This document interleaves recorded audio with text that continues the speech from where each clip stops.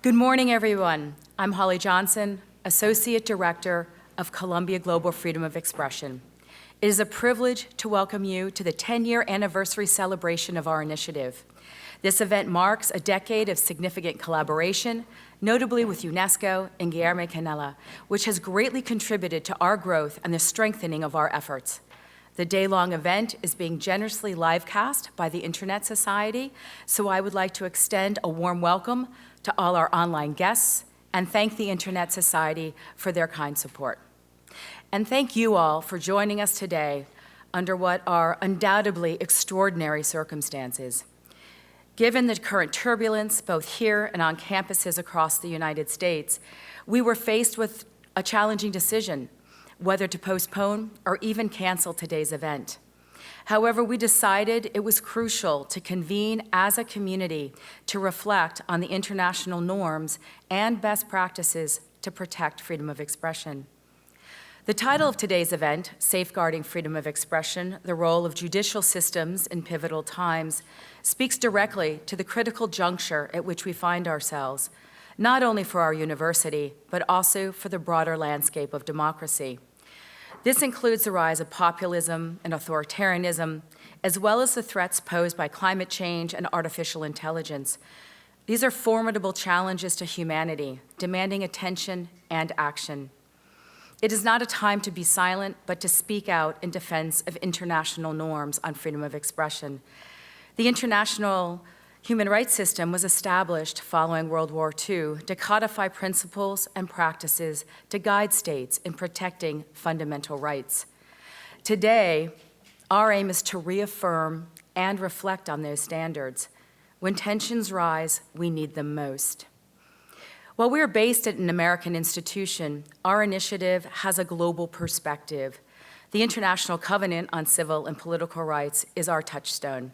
So bear with me, as I think it's important at this time to take a moment to recall its fundamental freedom of expression principles. Article 19, paragraph 1 states that everyone shall have the right to hold opinions without interference. Paragraph 2 states, freedom to speak, receive, and impart information and ideas of all kinds, regardless of frontiers, either orally, in writing, or in print, in the form of art, or through any other media of choice. Article 21 protects the right to peaceful assembly. These rights, however, are not absolute and do come with restrictions.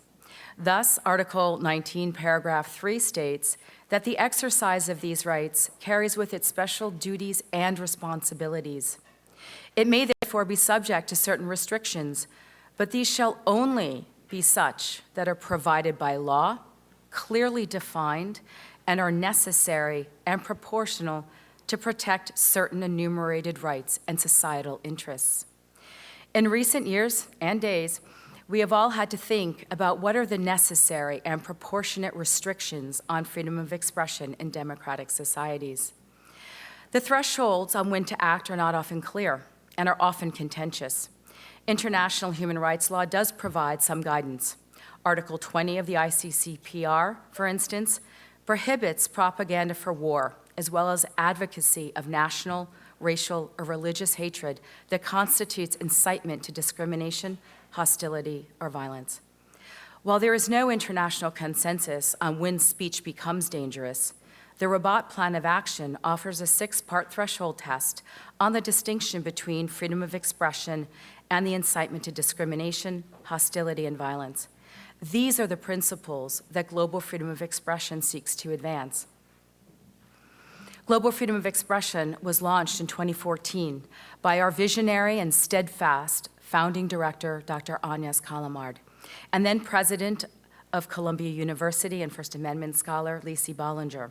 Since its founding, the initiative has sought to strengthen global norms on freedom of expression in order to safeguard the global public sphere, as well as to build bridges across multiple jurisdictions and disciplines.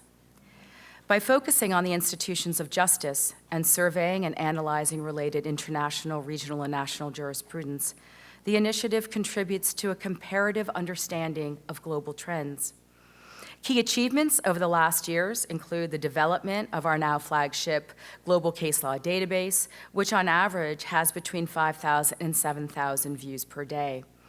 The Justice for Freedom of Expression conferences, the establishment of the Global Freedom of Expression prizes, a massive open online course on edX, and the publication of an edited volume, Regardless of Frontiers, Global Freedom of Expression in a Troubled World.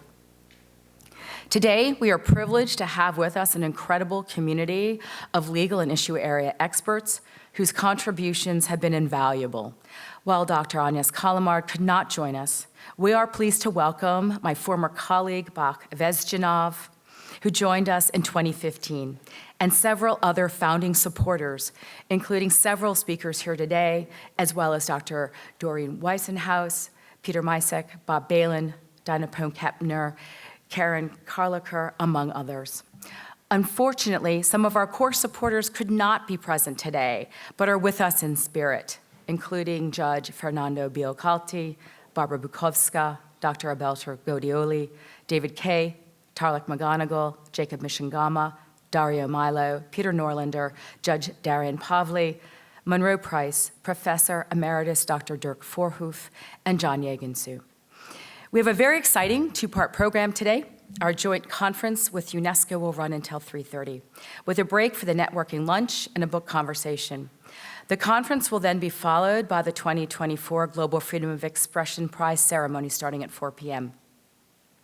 Today's panels will review landmark decisions from the past decade that have strengthened democratic governance and freedom of expression, and they will explore how courts can constructively address the challenges that lie ahead. True critical thinking involves examining all sides and fostering a space for dialogue. This approach is essential to ensure that we are making moral choices.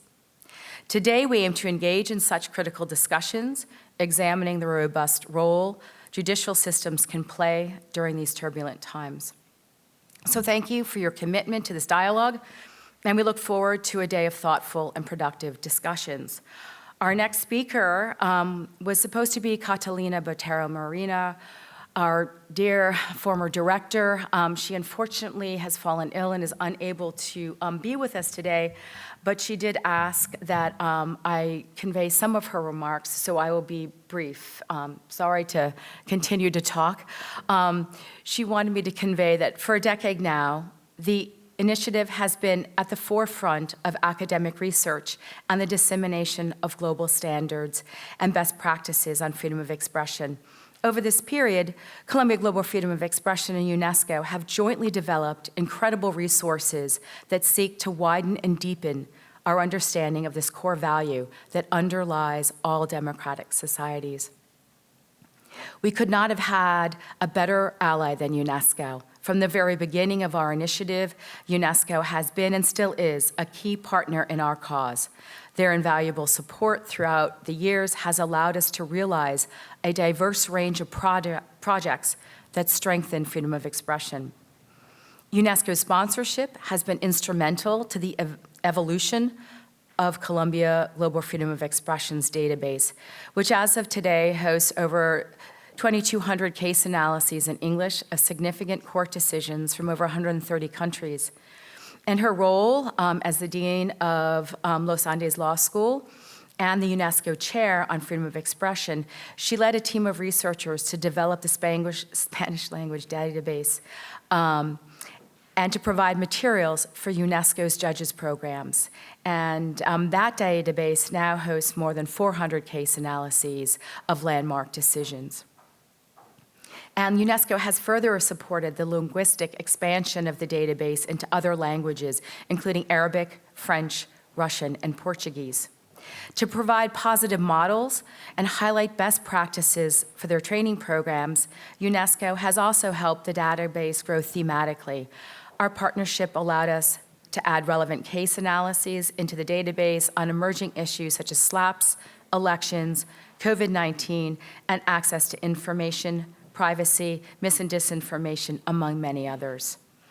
Further, this alliance was essential for securing outreach and cooperation with the Inter-American System of Human Rights, the African System on Human and People's Rights, and the European Court of Human Rights, ensuring that the database now hosts the most significant freedom of expression-related case law from those regional systems.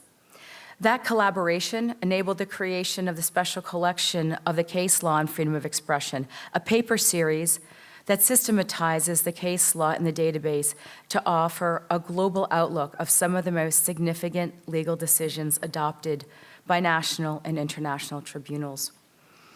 Columbia Global Freedom of Expression has also hosted many important conferences and events to share knowledge on critical issues.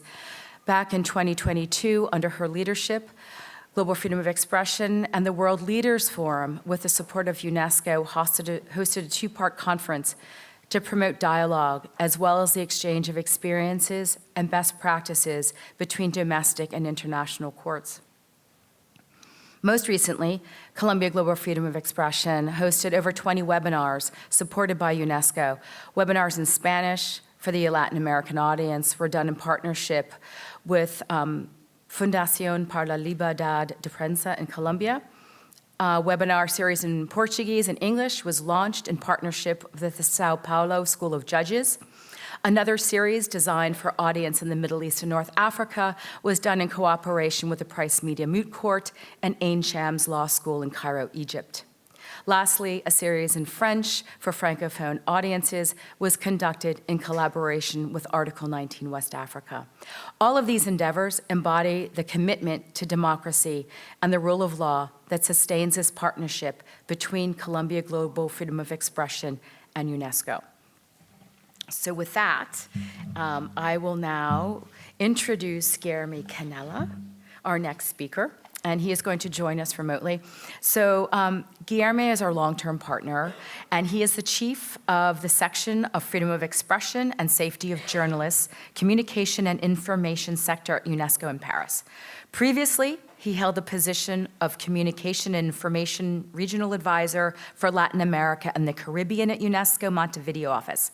During those years, he was the regional coordinator of the UNESCO Initiative for the Promotion of Democracy and Freedom of Expression in Judicial Systems in Latin America. When the Global Case Law Database was under development, UNESCO's Judges Initiative had just launched the previous year. Discussions between Agnes Calamard and Guilherme Canela revealed synergies and great opportunities to cooperate on developing training resources for the Judges Initiative based on a shared vision of the power of the judiciary to expand protections for fundamental rights and for those defending democracy, such as journalists, whistleblowers, and human rights defenders. And the rest is history, they say. So thank you so much, Guilherme, and I give you the floor. Good morning, everyone. Real pity I can't be with you. Would be a great pleasure to join this celebratory moment of this 10th anniversary of the Global Freedom of Expression initiative at Columbia University. What else I can say after Hawley already describing everything we have been doing together these last 10 years. So since I'm not a lawyer, maybe I'm more a storyteller, let me just tell you a few stories in this, in these opening remarks. As Hawley said, we were developing more than 10 years ago, actually, with the two special rapporteurs of freedom of expression of that time, coincidentally, Catalina Botero and Frank LaRue, this idea that we needed to do something to support the judicial operators, particularly judges and prosecutors, to have a better understanding of the international standards of freedom of expression. So at the end of 2012, we started talking with some chief justices all over the world to understand that at that time, particularly in Latin America, but already checking with others, what UNESCO could do differently, what we could do that would be useful for them. And three things were very recurrent in these conversations with them. First, there was a more institutional element that we need to approach the international courts, like the international human rights courts, there were another element, or Supreme Courts and so on. There was another element very important to what then became the UNESCO Judges Initiative, that is the work with the judicial schools that we have been doing a lot. I will come back to that in a minute. And the third element of this conversation was judges are very used to work with comparative jurisprudence. So you also need to take this into consideration while UNESCO, is preparing what now we call the Judges Initiative. So we came back with this homework after these conversations, and I was talking to a dear friend of mine that you all know, the lawyer Thais Gasparian from Brazil, who is an expert on freedom of expression issues. And I told her this story that different chief justices all over the world were telling us what would be useful for them. And Thais told me, look, I know Agnes Callamar and Liu Bollinger are thinking about creating a jurisprudence data bank at Columbia University. And I said, wow, this is perfect because then we don't need to reinvent the wheel. So I immediately called Agnes and told her, look, Agnes, we will have a meeting with directors of schools of judges from all over Latin America in Uruguay. Can you join and explain what you have in mind, and maybe we can work together?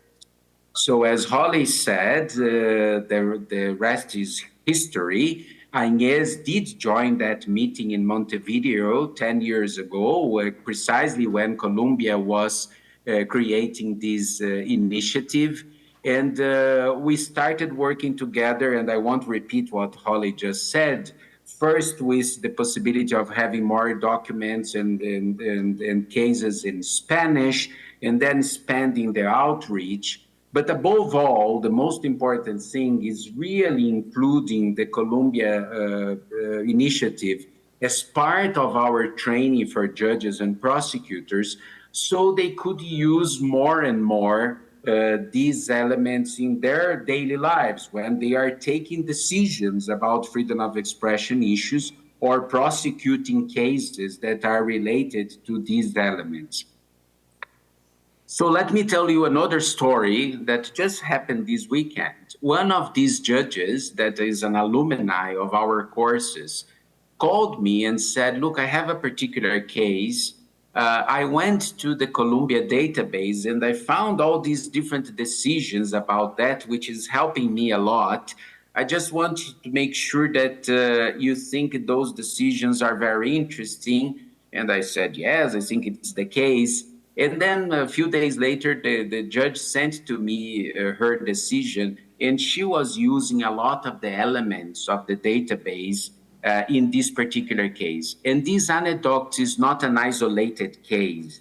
It's really part of what we have been listening all over the world. We have already engaged 36,000 judges and prosecutors in this UNESCO Judges Initiative. And Mehdi, my colleague, is there with you. He can confirm how much during these 10 years or now 11 years of the Judges Initiative, judges have been telling us how useful this tool is for them, particularly the availability in different languages. So to conclude, we are in the eve of the World Press Freedom Day next week. This year is dedicated to the relationship between freedom of expression and the environmental crisis. And one thing that Hawley just said, new issues like SLAPs or elections and so on, have been just showing how important it is to keep this project going on. We are going to launch next week special research showing, for instance, how SLAPs are particularly impacting journalists doing environmental coverage. So again, an important element to keep connecting with these special collections with new cases to the database.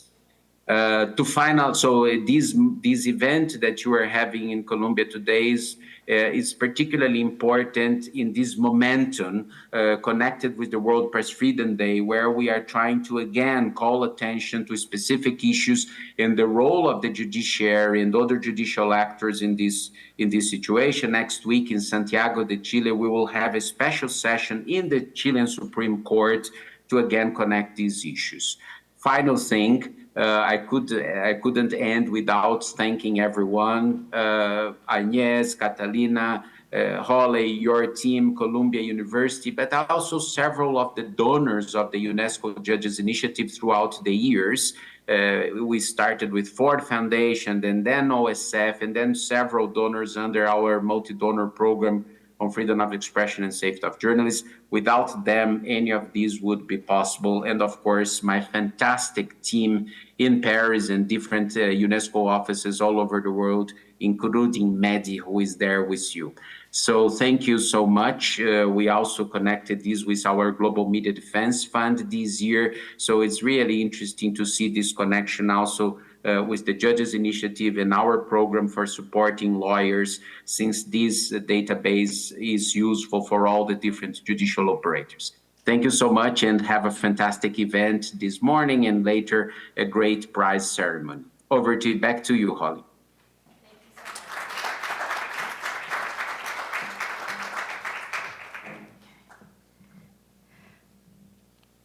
In the world of freedom of expression, there are few who have acted or advocated as forcefully to defend the right than our next speaker, Aryeh Neier. Aryeh Neier's remarkable career in human rights advocacy and freedom of expression spans several decades and includes key roles in influential organizations. Before becoming the president of the Open Society Institute and the Soros Foundation in September of 1993, Neier spent 12 years as executive director of Human Rights Watch, which he helped found in 1978. Prior to that, he worked at the American Civil Liberties Union for 15 years, serving as its national executive director for 8 years. Born in Nazi Germany and a refugee from an early age, Neier has become an internationally recognized expert on human rights.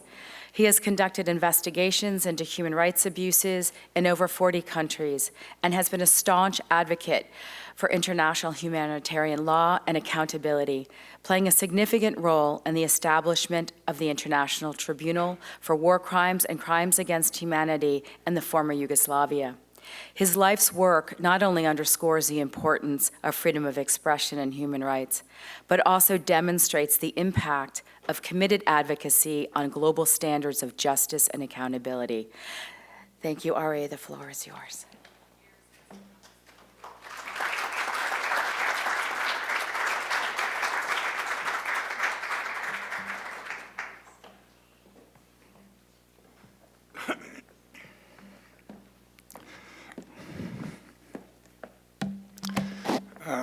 As Hawley indicated, my work in the rights field goes back several decades. And if you will indulge me, I would like to draw upon that experience in making a few comments about the situation today at this university, before I say a little bit about the global challenges to freedom of expression today. I think the events at this university indicate that there are challenges to freedom of expression here in the United States, as well as in other countries. My work goes back to the period when members of Congress used their positions in the Congress to demagogically harass people who were considered to be associated with organizations that were leftist or not supportive of some of the policies of the United States. It goes back to the period of the McCarthy hearings in the United States and the hearings of the House Un-American Activities Committee. And in those years, members of Congress postured and harassed individuals at universities and in other institutions about their loyalty to the United States. I think the developments in the last few days indicate that there are members of Congress today who are willing to proceed along the same path. I think that people like Representative Virginia Fox and Representative Elise Stefanik are misusing the powers of Congress to engage in such harassment. Representative Fox has said, with respect to universities, that the Congress will hold them accountable. I see nothing in the Constitution of the United States that gives the Congress the power to hold anyone accountable other than in its impeachment powers with respect to officers of the federal government. It certainly doesn't have those powers as far as the Constitution is concerned. The role of the Congress is to legislate, not to hold anyone accountable. And I think that the President of Colombia made a mistake in trying to appease demagogic members of Congress. It doesn't work. And I think that is part of the problem that we have today. I think the effort to appeasement was mistaken in calling in the police to evict what I understand to have been peaceful protesters who were not disrupting classes or other important activities at the university. And I think it was improper appeasement to suspend large numbers of students. And I also think that it was inappropriate for the president of the university to discuss the positions of individual faculty members before a hearing of the United States Congress. So clearly there are limits on protest activities. Those activities may not include intimidation or threats. They may not include harassment of students or faculty or others in the university. They may not include incitement to violence. When there are specific cases of activity of that sort, it is appropriate for a university to take action. But it is not appropriate for a university to have peaceful protesters arrested. I want to reflect on that in 1968, when there were occupations of buildings at Columbia, I was then at the American Civil Liberties Union, and I remember being called by an aide to the mayor and being told that that evening the police would probably conduct a raid at Columbia. And so I went to the university that evening, and at 11 o'clock at night nothing had happened, so I went home. And the police raid took place at 2 o'clock in the morning, about 3 hours after I left the university campus. But the police then acted with extreme violence, and at the Civil Liberties Union, we engaged in legal representation of students for a period of months and even years after that raid on the campus took place. And we published a major report on police on campus at that time. And I think it had been understood after those events that calling in the police would be an absolutely last resort at the university, and that before it were done, the university president would consult with the university senate and also with student groups on the campus to see if there were ways of resolving problems without calling in the police. Unfortunately, that seems to have been disregarded, and I think that was a great mistake. Clearly, these protests have spread to other universities around the country. That was a predictable result. There have been unfortunate statements on this matter by various people. For example, the director of the Anti-Defamation League has published an article describing as anti-Semitism chants of free Palestine or ceasefire now. That conflation of a position on the current developments in Gaza with anti-Semitism is, I think, entirely inappropriate and is part of the difficulty. And I think that Prime Minister Netanyahu in Israel has also chimed in now, not helpfully. I hope that this university will manage to overcome these problems. This university, particularly under the leadership of Lee Bollinger, was the outstanding institution in the United States promoting freedom of expression. The establishment of the Global Freedom of Expression program is one example of that.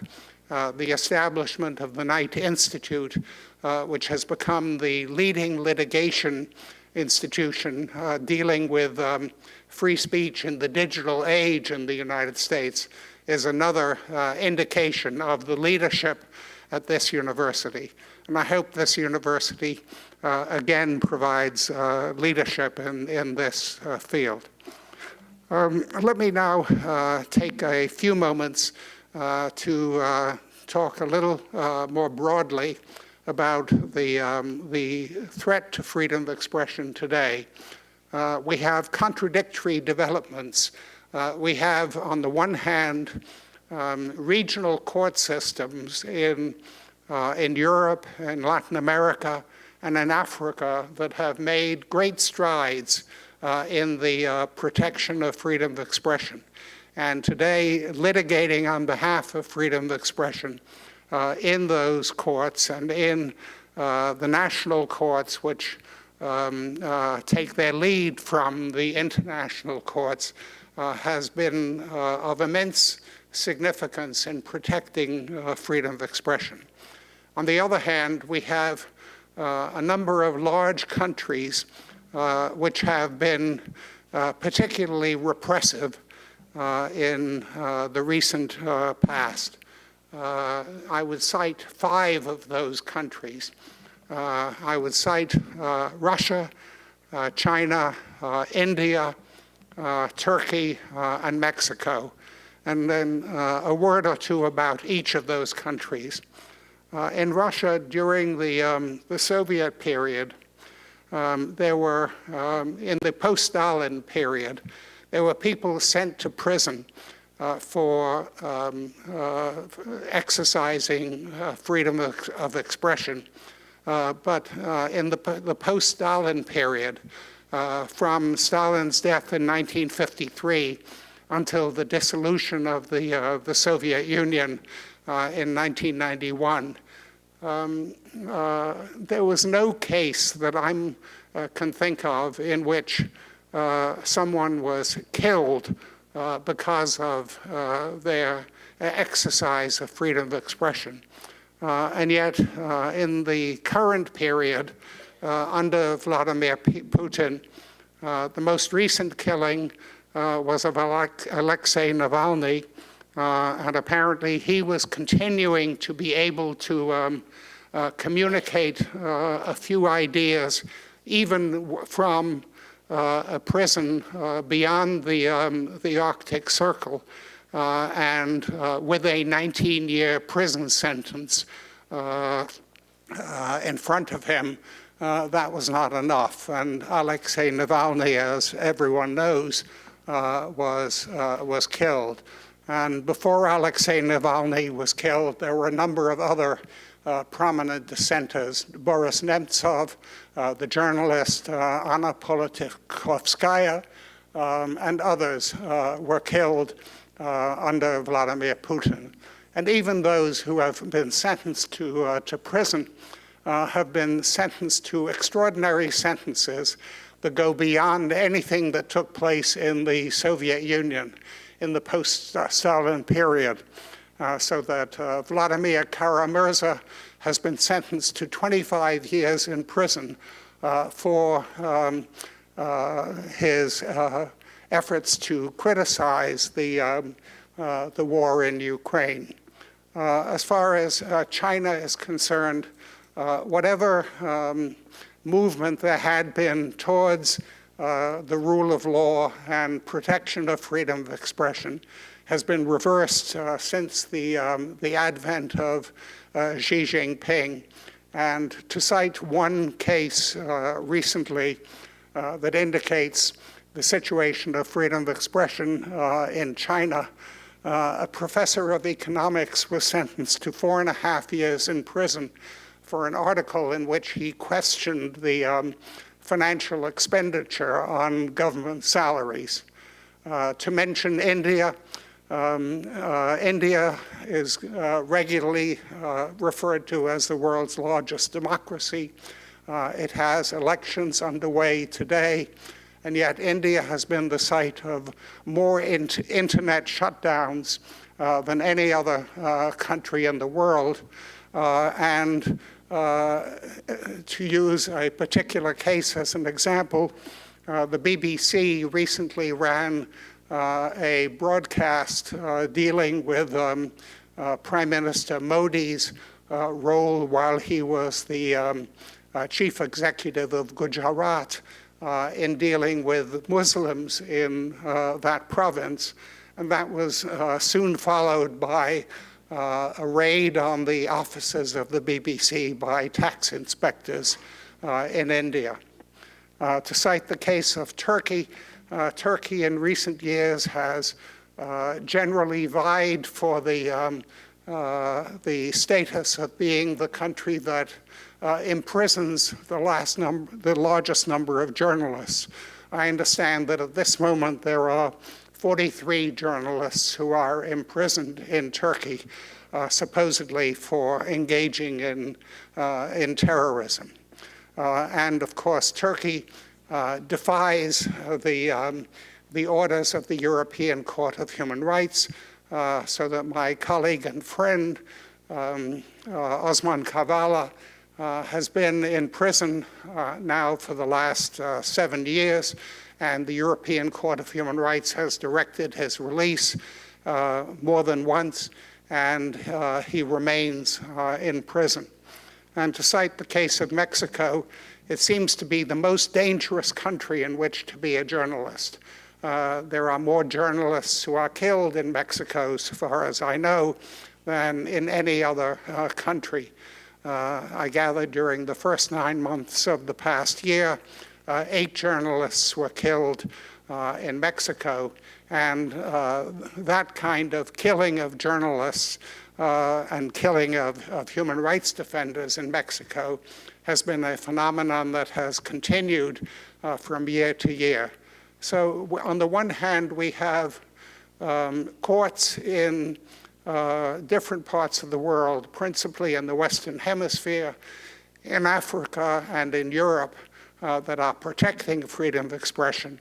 On the other hand, we have some of the largest and most powerful countries of the world engaging in practices that are extremely detrimental to freedom of expression. So we have a lot of challenges ahead of us. Thank you.